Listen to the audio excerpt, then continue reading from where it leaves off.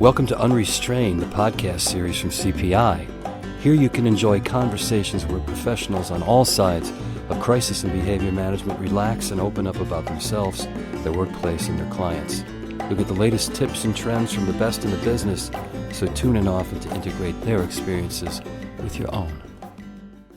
Hello and welcome to Unrestrained, the CPI podcast series. This is your host, Terry Vitone, and today my guest is author and parent advocate Sue Scheff. Hello and welcome, Sue. Thank you for having me. I appreciate it. You're welcome. Well, my guest, Sue Scheff, as I mentioned, is an author as well as a parent and family advocate. Her expertise is educating parents that are struggling with their out-of-control teenager and internet safety for both kids and parents. Sue is the founder of P.U.R.E, or the Parents Universal Resource Experts Incorporated. That's an advocacy organization to educate parents about the schooling and program options available to preteens and teenagers experiencing behavioral problems. In her book, Wit's End, Advice and Resources for Saving Your Out-of-Control Teen, Sue chronicles her own difficulties with her teen as well as offering prescriptive advice for parents who may also be at their wit's end. After being victimized to online and cyberstalk due to her advocacy work, Sue won a landmark case for internet defamation and invasion of privacy, and since then her name and voice have become synonymous with helping others that are being cyber-attacked as well as educating kids and adults about their online reputation. She tells the tale in her book, Google Bomb, how the $11.3 million verdict changed the way we use the internet. Like her previous book, Google Bomb also offers the prescriptive advice to help others. And these days, Sue is a passionate cyber advocate as well as a regular blogger on Huffington Post and drgreen.com. She is also a contributor to a wide variety of parenting and internet safety publications and websites. Sue has been featured, interviewed, and quoted on ABC News 2020, Dr. Phil, the BBC, CBS Nightly News with Katie Couric, CNN Headline News, and many others. So then, Sue, let's begin. Can we start today with how your advocacy and authorship work began in the experience of trying to deal with behavioral issues with your daughter Ashlyn in her teen years, and how that led to both the formation of P.U.R.E. and the writing of Wit's End?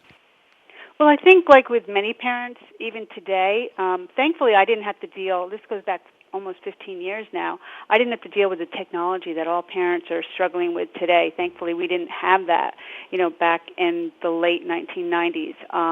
It was basically, and again with what parents deal with today, good kids making bad choices. And that's exactly what I went through with my daughter, to the point where I was at my wit's end. She struggled with the defiance. She was a gymnast, and she had broken her foot. And she got to a point where she was out of control, and she begged to try public school. And there's nothing against public schools; they're really great. Especially we lived in a very good area. It was an A-rated school, but she just started hanging out with the wrong kids. And it wasn't the kids; it was my daughter choosing to make bad choices. Well, I mean, also you have an Olympic caliber athlete here who has a devastating injury, and it seems so life-changing at that age. Right, and she was never exposed to what do I do with all this free time. Mm-hmm. So she just got mixed up in a wrong group, and she did start drinking. And I'm sure, I'm in my book, if you read the book, it says, not my teen, she didn't use drugs. And, and then her chapter is what my mom didn't know. And she was, smoking marijuana, et cetera. And we just really started butting heads. And I tried therapists, and then she was put into outpatient and everything like that. And then the last thing I tried was letting her move into my mother's home. And by the end of the 10th day, my mother was like, I don't care what it costs, I don't care where you send her, but, we were just all at our wit's end. So this is back in like 1999, believe it or not. You got online, it was AOL, did a Google search, and one group of programs came up repeatedly, and they send out, back in those days, it was like the VHS tapes, and these brochures, and they overnight them, FedEx, that would come to your front door. And they sold me on, this group of programs, and they sent me to these groups down in it was in South Florida, when I lived in South Florida. And they sold me hook, line, and sinker. They duped me, as a matter of fact. They told me it was a horseback riding therapeutic boarding school. So I sent my daughter there. And the next thing I knew, it was, in my opinion, sort of like a cult. I mean, I wasn't able to see my daughter, speak to my daughter. It ended up at the end where she was put in a box for 17 hours a day. Seriously, it was like this. It's in the book. I don't know. Horrific. It was horrific. horrific. Yeah, it was just horrific treatment. Right. It's in the book. It was proven in the trial. Anyway, and then people listening to me are like, "Oh my God, how did you tolerate this?" Well, the parents are put through these training seminars that are seriously cult-like, and I was at my wit's end. I was desperate to get my child help, and they kept saying, "Trust the program, trust the program." So I had to trust the program, and that's what I did because I desperately wanted to get my daughter help. And by the end of 6 months, there was an incident at the program where all these kids were rushed to the hospital, and they didn't tell some of the parents. And on the BBS, it was a bulletin board, BBS. Well, this was the food poisoning where... Yeah, the food poisoning incident. And I had received a letter from my daughter in the mail, and I had been receiving letters, and she couldn't win because every time she sent me a bad letter, the school would tell me, "Oh, she's just manipulating you. She lied to you when she was at home. She's lying to you now." So they really had you. And every parent out there with a troubled teen knows how teens are. They manipulate you. So I thought, they're absolutely right. She's manipulating me. So when Ashlyn had written to me, "Mom, I was in the hospital. You never came to see me. Why did you leave me there?" I was like, "Oh, my God." She was in the hospital, and I didn't even know. And I was on the next plane up, honest to God, and that's when I picked her up. Once I brought her home is when I started finding out about everything that was going on. I had created this organization, P.U.R.E, to help educate parents on this very deceptive, teen help, big business of teen help, and I posted my story online of what happened to my daughter. I see. The next thing you know, they sued me for internet defamation. So this organization that ran this residential therapy program that apparently had no clinical expertise and were deceptive in their practices and brutal in their practices. So you wrote about them online and they sued you, correct? That's right. Right. I should explain to you. They sold themselves as a horseback riding therapeutic boarding school. Right. They didn't have horses and they didn't have therapy. The horses were on a neighboring lot, I guess. My daughter never got to ride a horse. Right. Right. The therapy was not included. If you wanted therapy, you could pay for someone extra to come in. Mind you, the program was, I want to say it was $4,000 or $5,000 a month that my family paid for. So, it was very expensive, and it didn't include therapy. So, it was very deceptive, very deceptive. So anyway, yes, I posted the whole story online. The school was Carolina Springs Academy. It's closed now. I can freely speak about it because I did win the court case. Right. And it was under the umbrella of Worldwide Association of Specialty Schools and Programs, and I will share they still have at least, they used to own 22 or 23 programs. They have, I think, 3 or 4 of them still operating in the U.S. today. I think a couple of them in Mexico now. But they sued me to take my story down, and I just fought back. I was very fortunate to have an insurance policy that paid out over $1 million to fight them in their jurisdiction. I had to go out to Utah, actually, even though the school was in South Carolina.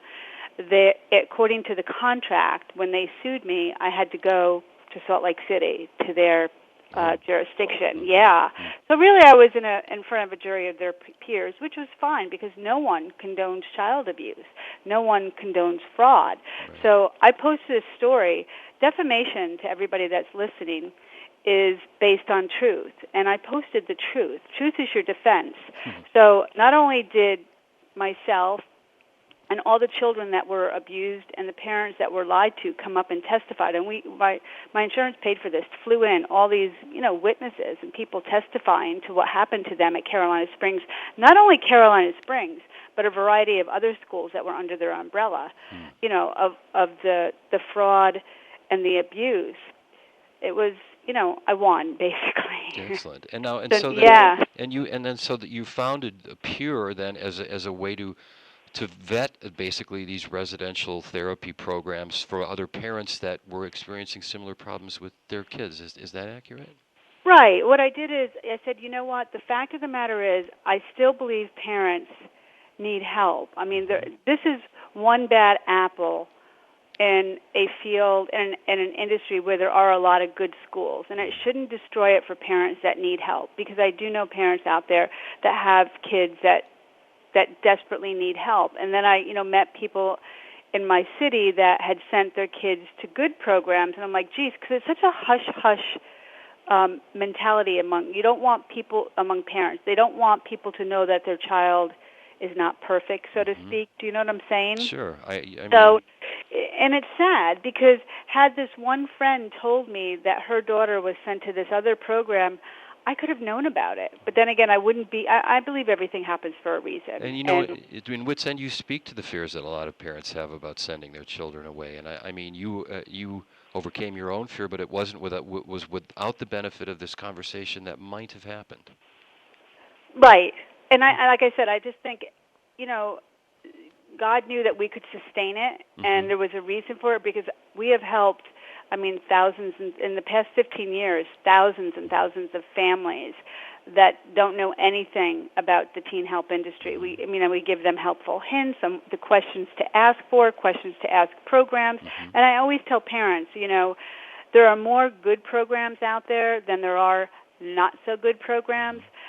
Questions to ask the schools, the facilities, things that they didn't even think about. You can call the local sheriff's office and say, hey, how many times have you called out to the facility? Do they have frequent runaways? Call the parent references. Of course, they're going to give you good parent references, but say, hey, it sounds like you had a great experience there. If you could change one thing about the program, what would it be? Oh. You're going to get a little bit of the negative. These are things that parents don't even think about. And these are the kind of strategies and expertise that P.U.R.E can provide to parents who are seeking for options for their troubled teen. I think now would be a good time to tell them the website. It's at helpyourteens.com. Okay, great. And right, and we provide free resources and helpful hints to look for residential therapy. It's there's facts and questions, and we give parents launching pads too. I have literally gone out there and visited schools and programs throughout our country, so we have firsthand experiences. I get emails, phone calls from students, from parents, from employees from different schools and programs. There's some schools I think are fabulous. There's some schools that are, they're okay, but the biggest tip I give to parents is, when you're looking for a school or program, look for a program that implements what I consider the ACE factor: A for academics, C for a good clinical component, and E is the enrichment program. So many parents miss out on the enrichment programs because you're focused on punishing your child.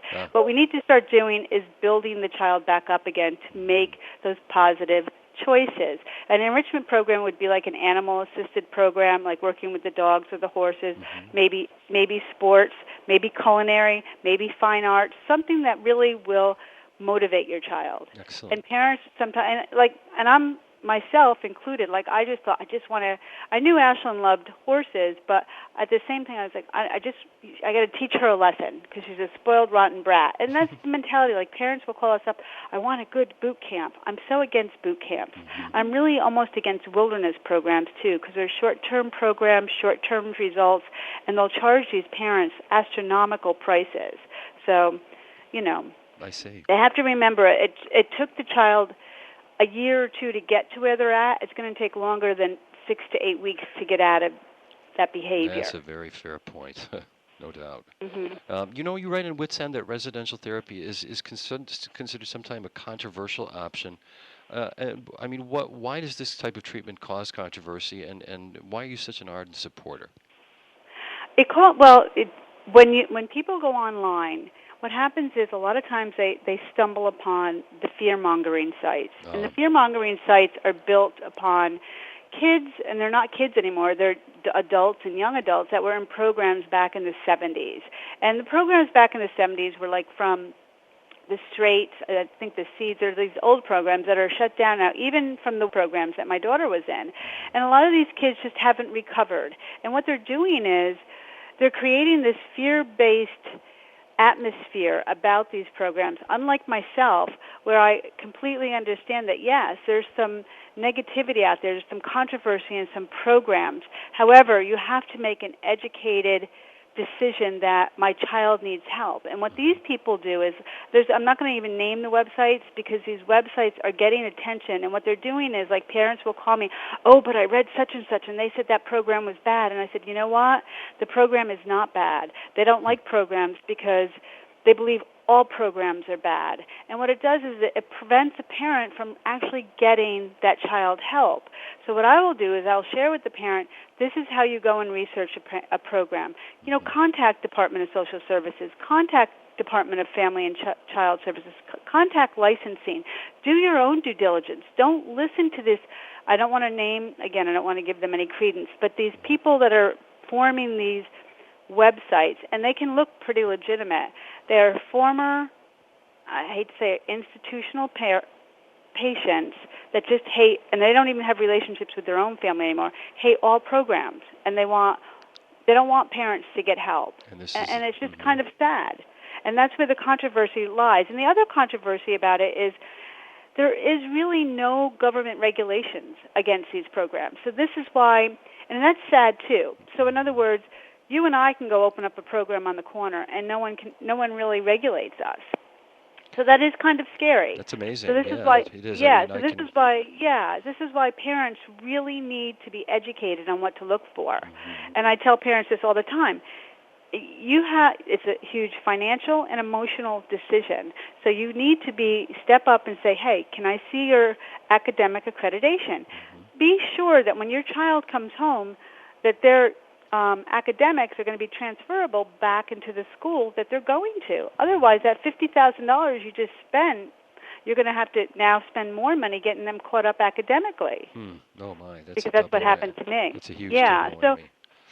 So these are questions that parents don't think about. And it's the same thing. Check out the credentials of the counselors. Like a lot of parents call us up, I want a Christian boarding school. Well, that's good. I mean, but I would first and foremost look for a therapeutic boarding school that has a spiritual component, because these quote-unquote Christian schools fall under a different umbrella, and what they have is mental Christian counselors. You and I can go and become a mental Christian counselor in a 6 to 8 week course and become certified. Wow. It's not the same thing as an LCSW or a PhD where you can file your insurance and get some reimbursement. These are things parents don't know, and I've made it my mission, and I've run my organization for 15 years to educate these parents. So that's why P.U.R.E, helpyourteens.com, is really valuable to parents. And I'm on the phones a couple days a week to help parents. Whatever they can't get on my website, I try to answer questions online or answer the phone. That's very important and positive work, Sue. Sounds like a great resource. I'd like to switch gears just a little bit here and move to your next book.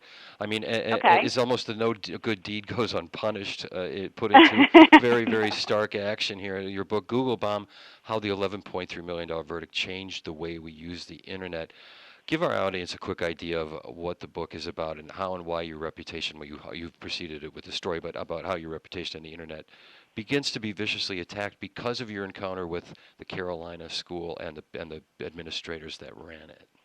Okay. Well, what happened was, so now you know what happened when I defeated them in that court case. They were mad. They were really, really mad because the story remained online. So obviously it hurt their reputation. So what happens when you can't beat someone legally?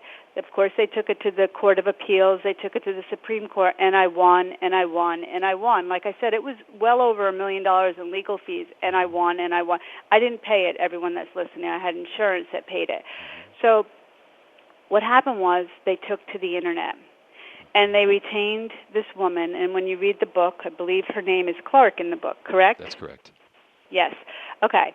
They retained this woman that went online and started writing the most vicious things about me. I exploited children, I'm a kidnapper, I'm a crook, and then what happened is all these trolls started coming in, from Alex to Ginger to, all these people, and it was the most hellacious Internet defamation, and it literally destroyed me. Just ruined me. By 40 years old, I thought I was losing everything. So I had to. All that chatter on the Internet served to, on Google search results, put those negative results first, I think. Right up to the top. Right. Right up to the top. And I didn't even know this. What happened was I was sitting in my office, and P.U.R.E, my organization, had really grown huge. And I had a therapist call me from California, and he had been referring all kinds of parents to us that had troubled teens and he needed placement for residential therapy for troubled teens. And he says, I have to tell you, Sue, I cannot, send families your way anymore. He goes, have you been on Google lately? And I really hadn't. I didn't even think of it. And he goes, well, Google yourself. And I was just mortified. Oh I mean, God. I could not imagine. And it was like the whole first page. Sue Scheff is a crook. Sue Scheff exploits families.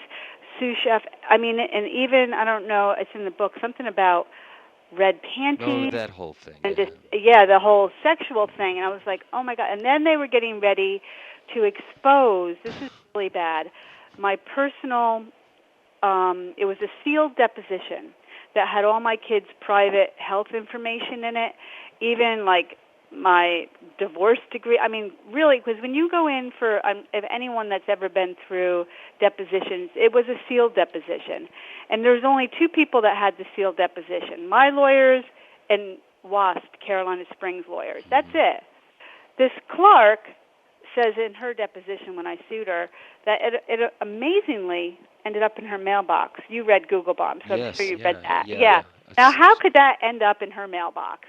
We don't know. So obviously, someone willfully breaking the rules of discovery. Right. Sure, yeah. So she was obviously retained by WASP, and it was further cleared up when we deposed her that she was paid by them a substantial amount of money to go out there and defame me online. Mm-hmm. So when we did go to trial, I was awarded the $11.3 million jury verdict, which was not we did collect a portion of it through the insurance, but nowhere near $11.3 million, obviously.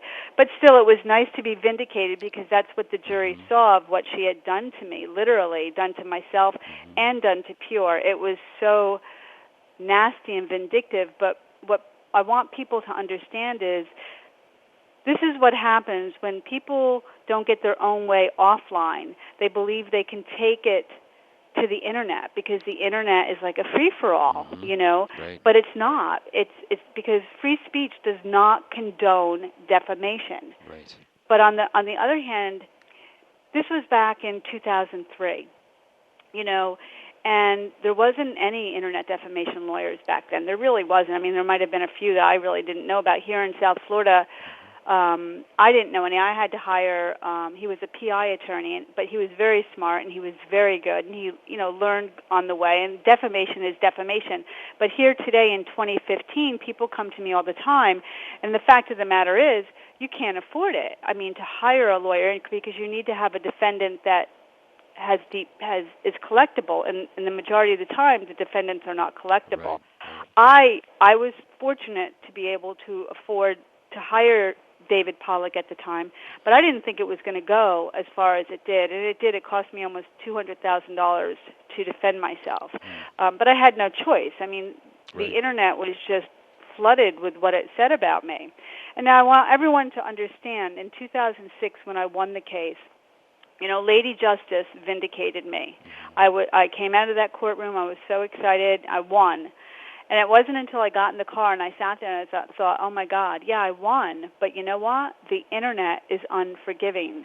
Because the judge, we didn't think back then to have the judge make her take all that stuff down. And even if they did take it down, everyone knows about those cached files. It'd still be up there. Sure.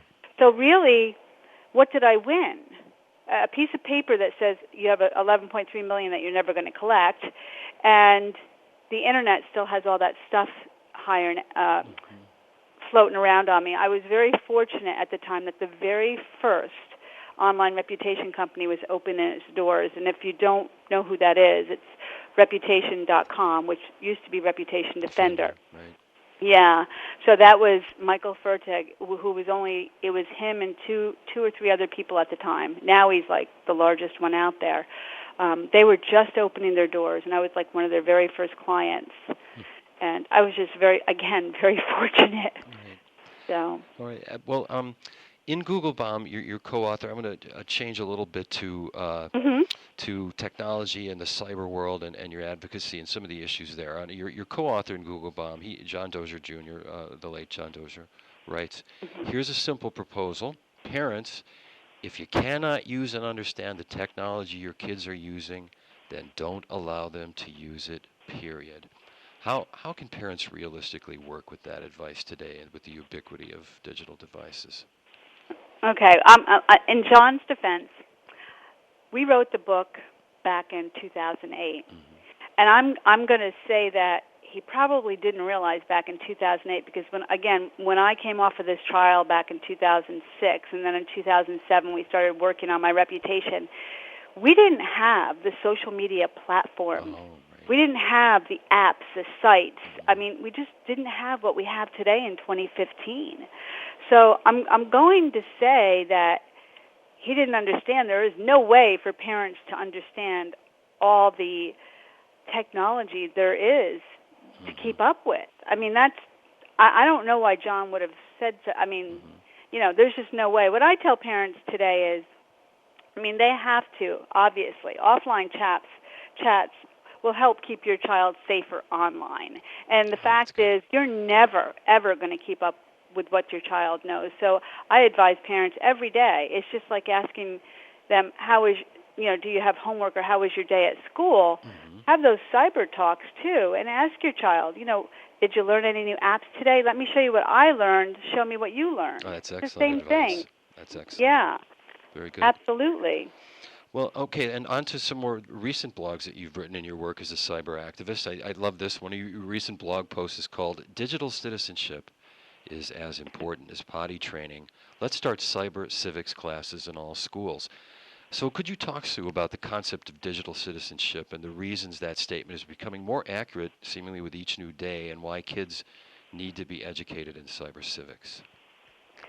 Well, I think, first of all, cyber civics, in my opinion, is almost as important or more important as health education because it's something that's changing every single day. Sex education is pretty much the same. But as far as digital citizenship, and when you look at the Career Builder survey, every year it's increasing that the potential employers are not hiring or not even interview. You're not even getting invited to an interview because of your social media behavior. Not even your content, but your behavior. Last year it was 53%, the year before 43%, and the year before that 34%.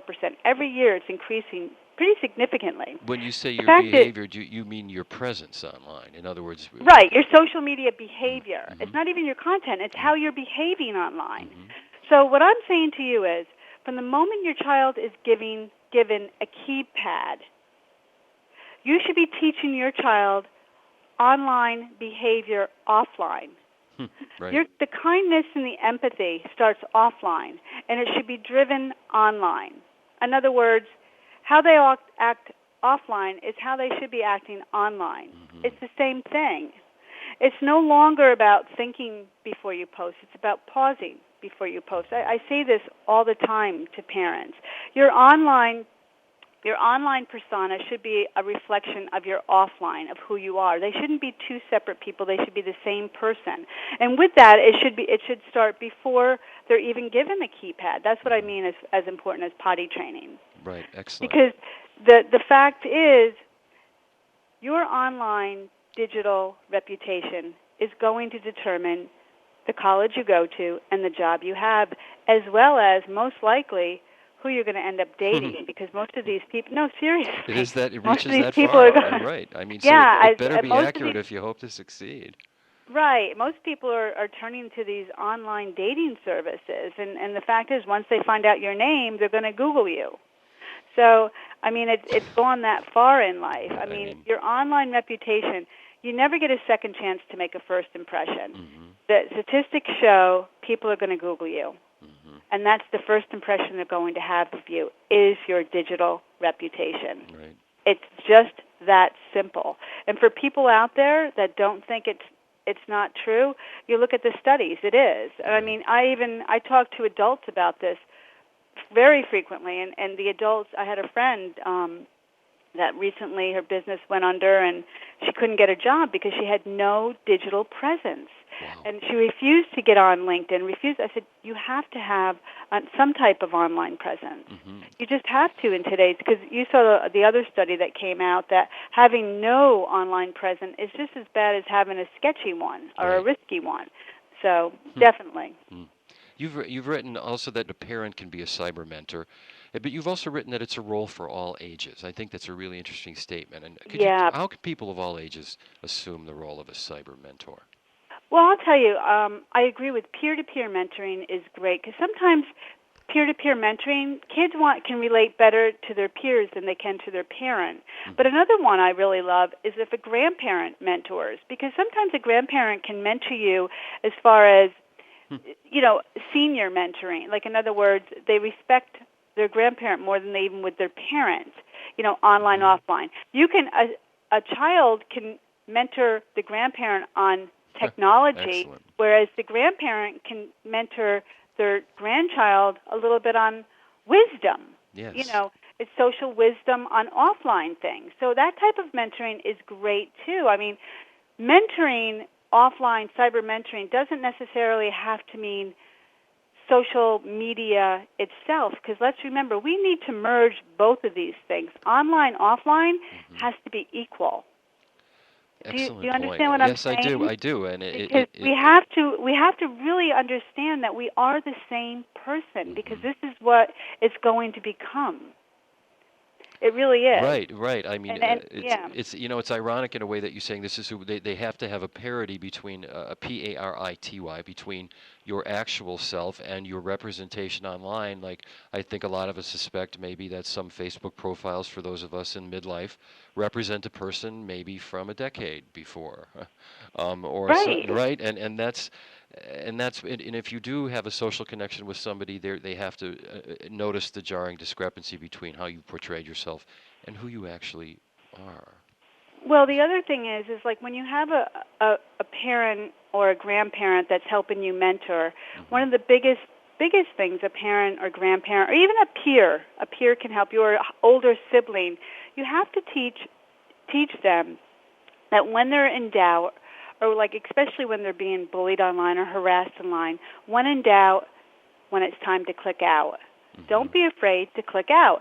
And only a mentor can give you the strength to do that. And usually it's an older person. So clicking out is it's a hard process for some kids, because they really get engaged with the negativity sometimes. But if you have a mentor there, especially a grandparent or an aunt, an uncle, I keep leaning towards grandparents because I do know I work with my own grandchildren on this. But I mean, it's important to be there for them. It just is, as a mentor. The incredible emotional reach of the cyber world, and one of your recent blog posts is titled, in fact, "Don't Let Cyberbullying Ruin Fitness." I mean, that sort of reach. And if you could talk about, I mean, how cyberbullying has that such an extensive reach, and how some takeaway tips for responding to maybe this kind of cyberbullying. What kind of cyberbullying? Well, fitness? I mean, when you say, first of all, I mean, the blog post, "Don't Let Cyberbullying Ruin Fitness." Maybe talk about that post first, so people get an idea. The fat shaming and the body shaming and the hair shaming and all of that. As far as the digital citizenship, is that what you're talking about? No, I guess I missed that one. Well, no. I just think that what are some ways that kids cannot let cyberbullying ruin fitness if they're being shamed for their body image? I mean, the blog goes on to talk about how you cannot let cyberbullying ruin. Oh, I'm sorry. Yes, I'm sorry about that. Oh, yes. That's okay, Sue. Well, the fact is, cyberbullying is 24/7, 365 days a year, and this is why it's so damaging, and it magnifies them 1,000%. It's not like they're being bullied offline and being bullied in the hallway, and it goes away, and you forget about it 3 or 4 days later, 3 or 4 weeks later. There is no rewind when it's online. It doesn't go away. And what happens is it gets republished, and then another person talks about it, and another person, and another person. And then what happens is I think of it more like, if you remember the telephone game. One person will whisper it or share it with another, and then it gets worse, and gets worse, and it gets worse. And before you know it, that one little post about this girl having thunder thighs has ended up being a complete thunder rage. And this poor child, she just starts hibernating, and before you know it, it's go drink bleach and die. Right. And I was going to say something nasty afterwards, but it's just mean. It's cruelty. And the tips you don't engage. These kids have to learn to tell an adult, and this is where the mentors can really come in. Save the evidence, obviously. Screenshot. I mean, these are tips that people everywhere knows. Screenshot, the copies of the harmful posts. Block the cyberbully. Right. Obviously, review your privacy settings, because this is something that parents and kids don't do a lot. When you review the privacy settings, you have to do this weekly. I mean, I do it weekly. I'll tell you why. Especially on platforms like Facebook, they tend to change their privacy settings all the time on you. And the next thing you know, you're exposed. I'll tell you something else that you don't hear a lot. Review your friends list. Whoever that bully was that started taunting you about your thunder thighs or your hair teasing, shaming, see who else are friends with that friend. Maybe you should declutter your friends list. Excellent. I mean, it's a good time to reevaluate who your friends are. And the other thing I can tell you is not to instigate. Tell your other friends and family members, don't instigate it. I mean, don't republish it. Tell your other friends not to republish the post. Do you know what I'm saying? Because I see that a lot, where the people will copy and post it. Wasn't this cruel? Don't engage. Well, that's given the coin number one tip. Yeah, giving attention to those people is coin of the realm. I mean, that's just encouragement in a bottle, pretty much. Right. Yeah. My biggest tip, really is when you tell an adult, and what parents need to understand when they're talking to their kids, is to, and this can happen in your daily or regular cyber chats. The child needs to know, and this is the number one reason why kids don't tell adults, is their fear of losing their lifeline, fear of losing the Internet. The parent needs to understand that to tell their child, you're not going to lose the Internet. You need to tell us if you're being harassed online. Oh, that's an excellent And tip. they also need to know that they're not going to get in trouble for being a snitch. They're always afraid they're going to get in trouble for being a snitch. And those are the two main reasons why kids don't tell.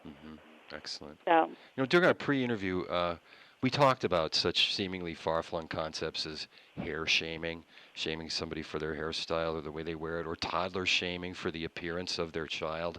It's just seemingly unbelievable. And you said this, which I think is very quotable: "We live in a shame-based nation." That is a fascinating, I got to tell you, disturbing concept. I mean, talk about that for our listeners a little bit, if you would. I think it's actually very sad that so many people get a high off of harming and hurting others, isn't it? I'm as amazed as you at the entertainment value in that. Yeah, I think when it hit me was Monica Lewinsky's brilliant TED Talk when she said, we're using people as public shaming as a blood sport. Right. And then she further spoke, of Tyler Clementi and the struggles with death by humiliation. I mean, I think you can't put it more directly. And that's what people are doing when they have these direct, brutal attacks on someone, whether it's, about their hair. I mean, I was reading on this page, I think it's Proud to Be Me, about these young girls who struggle with their hair every morning, whether they have the curly hair that they can't get down because they're teased just violently about their hair. So they spend hours before they go to school getting their hair just the right way so that they're not teased about it. I mean, why? Why do we have to live in such a mean culture? And it's not just in school. People will snap pictures, post it online, and the next thing it goes viral. That's just not right. No, I mean it's in a And way that's what we were. we've been trained to succumb to our petty tyrannies by things like backbiting reality shows and internet trolls and this whole sort of false shroud of anonymity people feel that they have to make these hateful and defamatory statements about Right, but their neighbors, basically. their neighbors, and I want to take it back to the offline parenting. I mean, I think, and I don't want to say I'm blaming parents, but the people that are doing this teasing and this brutal behavior, where are their parents? Who taught them to do this? You know what Yes. I'm saying? My grandson came home from school the other day. I had to pick him up, and he said, "There's this little girl, and she's so mean, and she keeps being mean to everybody on the playground." And I'm like, "Well, did you tell a teacher?" "Yes, we tell the teacher all the time." I said, "Well, she must be very unhappy." "Yes, she's very unhappy." "Well, what's going on in her home life?" I mean, Right. something has to be going on. So what's going on in these kids' home life that they have to come to school and just be so mean? And it's the same thing with the fat shaming, the face shaming, with the Renee Zellweger with the face shaming. Wow, that's And then the toddler shaming, like you and I were talking about, cruelty at its worst. Why would they started a whole Facebook page with all ugly toddlers. Why? And that was adults, by the way. That wasn't kids. That was adults. That really takes a lot of, nerve.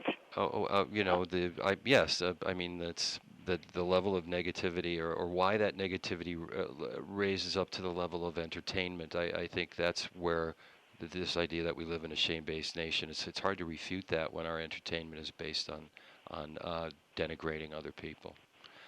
Right. Well, anyway, you had another interesting concept in our pre-interview. You mentioned that the 2014 word of the year for, I think, the people at Collins Dictionary and Chambers was overshare. I wonder if you could talk about that concept and problems that occur with oversharing. Well, oversharing, I think, is exactly where we get some of our, attention for, cyberbullying, cyber criminals. People need to oversharing is exactly what it sounds. When you share too much information on the internet, and in my opinion, there's no reason why. Parents have to be aware that number one of the biggest businesses online is child pornography. So when you're out there posting a zillion pictures of your children first day of school, especially when they do first day of school in front of the school name, the school name, etc. Yeah, it's just not a good thing. Or you're oversharing where you're eating, and you're keeping on your, your geo tags and stuff like that. Or you got to share, here, I'm having dinner. Here's, and I get it if you're a foodie, this and that. But there comes a point where you're oversharing just too much information. If you want to share, that's fine, but there's lists. You can create friends lists or family lists, and this is where I think people are missing the point. I don't have anything against you wanting to share your information or share your photos, but create a limited list. Like on my Facebook page, I have lists of just family, just friends, maybe just authors, safety advocates, so that when I go to share certain photos, I don't have to share them with my 4,000 friends. Right. I share them with the limited. Do you understand what I'm saying? Yes, I do. Sure. And this is what parents should do, too. I mean, I'm not quite getting why they feel the entire universe wants to see little Susie and Joey.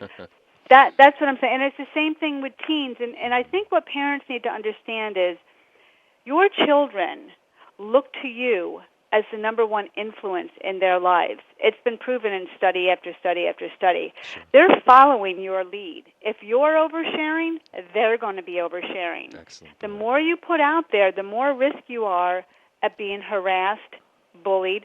They will take pictures, they will copy, they will paste, and they will manipulate. It's that simple.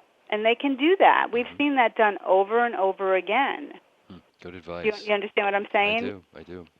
So I mean, protect yourself. Right, and develop the expertise to limit the audience that's going to see a group of pictures that you put up on Facebook. I mean, be familiar with how the platforms work, I think. Right, well, Facebook and Instagram. I mean, there are privacy settings put there for a reason. Right, excellent. It's that simple. I mean, use them, and then check them on a weekly basis.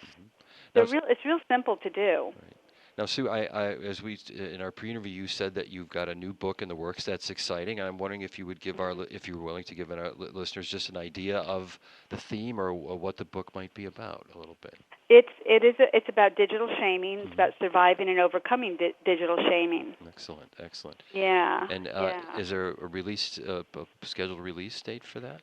No, not yet. Not yet. All right. Well, not yet. All right. And now we're going to publish. We're going to publish all your website addresses with this interview. But for now, let's review them quickly for our listeners who might want to visit them right away.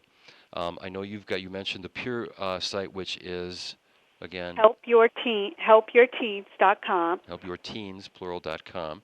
Then you have both SueScheff.com and .net, correct?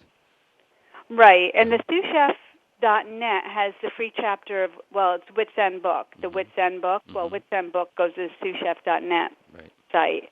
And then the SueScheffblog.com actually has all those blogs you're talking about. And tons more, You're a very prolific blogger, and I think our listeners would be very interested in those, and I urge them to visit.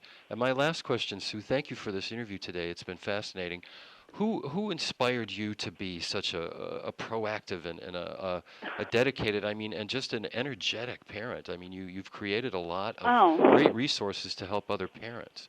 Was there a bright light in your past that you tried to emulate? A parent? A bright light, or just someone that, honestly, you know what inspires me every day is that when I go online and I look at there's more good out there than there is negative. There really is. Even online, as we just got finished talking about all the shaming and all the negativity, I look at organizations like I Can Help. I look at organizations like Ripple Kindness, Spark Kindness. I was just up at Harvard. I was invited up there for the Making Caring Common in Education. There is so much kindness out there online. That inspires me.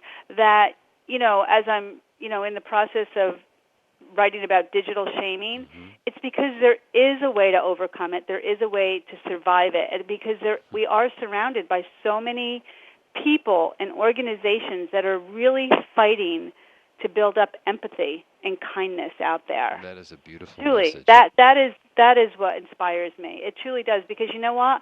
I couldn't have overcome everything I have overcome without all these individuals out there fighting for kindness online.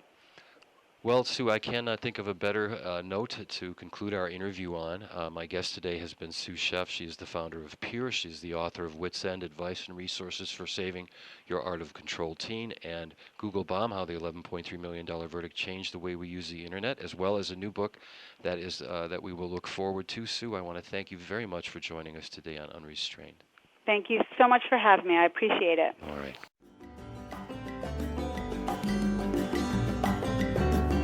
Thank you for joining us today on Unrestrained.